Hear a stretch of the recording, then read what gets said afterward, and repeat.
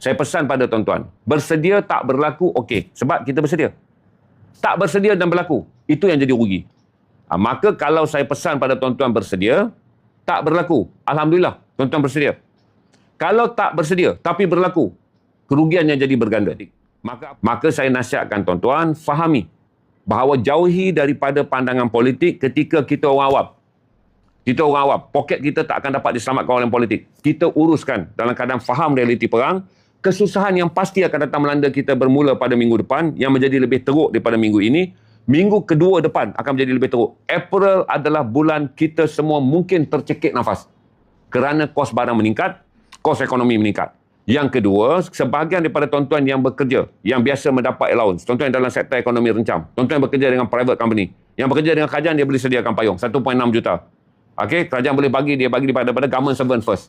Tapi bagi kita yang berbelas juta orang yang bekerja dalam sektor yang tidak lindungi oleh kerajaan, di mana sektor ini dipanggil market driven.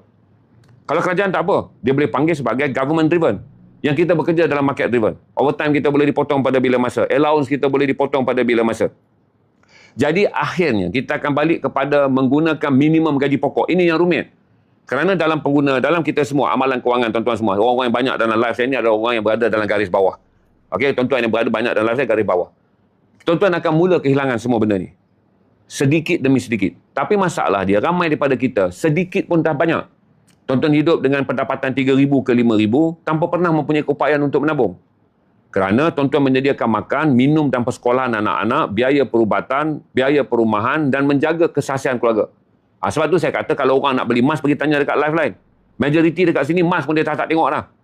Emas bagi dia adalah nasi untuk anak-anak. Emas bagi dia adalah susu untuk anak dia. Emas bagi dia adalah memastikan anak dia ke sekolah. Emas bagi dia adalah buku untuk anak dia. Jadi yang tanya harga emas tu keluar dulu. Sebab bagi orang-orang yang sedang berjuang untuk memastikan meja makan ni cukup makan. Bagi orang yang sedang berjuang untuk mengekalkan ayah yang kemudiannya tidak melihat anak dia menangis kerana perkara-perkara yang sebelum tak pernah berlaku. Kekurangan susu, kekurangan biaya sekolah, kekurangan apa. Tuan-tuan kena bersedia. Maka saya galakkan tuan-tuan berbincang dengan keluarga. Saya tak boleh bagi tuan-tuan penyelesaian. Orang Melayu cerita apa pun. Bab ekonomi sembang kedai kopi, 2 jam teh habis. Bab ekonomi sembang kedai kopi, 4 malam tak balik. Bab ekonomi sembang kedai kopi, tumbuk kawan pun sanggup. Tapi berbincang dalam keluarga. Bagaimana kita nak menstrukturkan. Jadikan ini masa yang tepat, tuan-tuan. Ini masa yang sangat susah. Bincang dengan keluarga. Kalau perlu, sampailah penghadan makanan. Penghadan makanan ni bukan makan 2 kali, 3 kali, tuan-tuan. Kos, bagaimana nak membiasakan kita dengan makanan yang lebih rendah kos dia. Saya cerita paling mudah lah. Kalaulah kita nak selang-seli ikan masin dan ikan hidup, tak ada kesalahan. Ini adalah masa mendisiplinkan. Ini adalah zaman yang terbaik. Anak-anak Gen Z. Maka saya ingatkan tuan-tuan, dan mulakan. Supaya anak tuan-tuan yang tak pernah mendengar. Sebab saya besar macam tuan, saya pun macam tuan-tuan. Anak kita ni, kita tak cerita susah. Sebab kita duk ingat, kerja ayah ni adalah pikul semua. Anak kita ni kena dapat pendidikan. Anak ni kena dapat biaya yang dia nak. Sebab ayah dalam ikhtiraf orang Melayu cara lama, kitalah penanggung beban.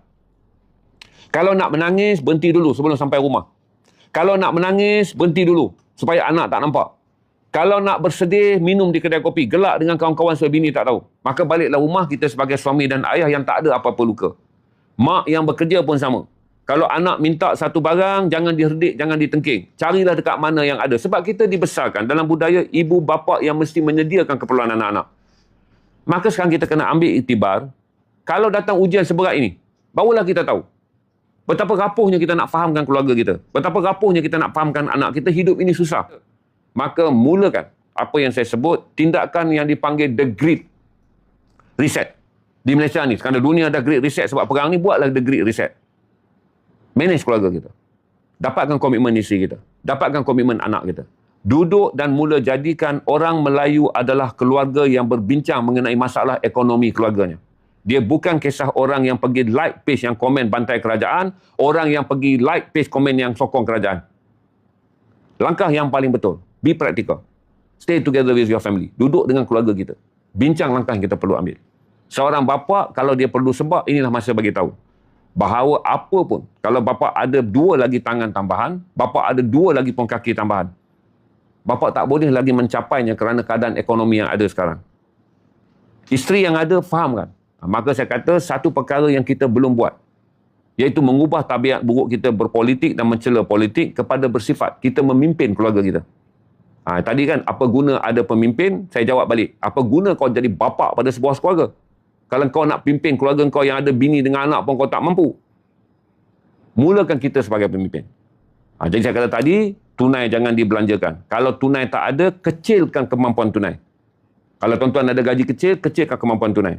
Kalau tuan-tuan berhidup dengan allowance dan tambahan-tambahan pendapatan berdasarkan sektor tuan-tuan bukan dilindungi oleh kerajaan, tuan-tuan kecilkan. Kecilkan keupayaan tunai. Apa itu kecilkan keupayaan tunai? Kena tahu. Dulu kita tak pernah tahu. Apa perkara yang kita perlu dan apa perkara yang kita nak. Jadi kita campurkan. Yang kita nak ni gaya pun duduk dalam keperluan. Yang kita nak status pun duduk dalam keperluan. Yang kita nak standard pun duduk dalam keperluan. Maka keperluan ni sangat terbeban. Kerana keperluan terpaksa memikul gaya hidup. Keperluan terpaksa memikul kemauan hidup. Keperluan terpaksa memikul apa yang dipanggil sebagai status hidup. Jadi rumitlah. Balik dan lihat. Keperluan yang benar-benar keperluan. Supaya meja makan kita terjamin, pendidikan anak kita tak terjejas.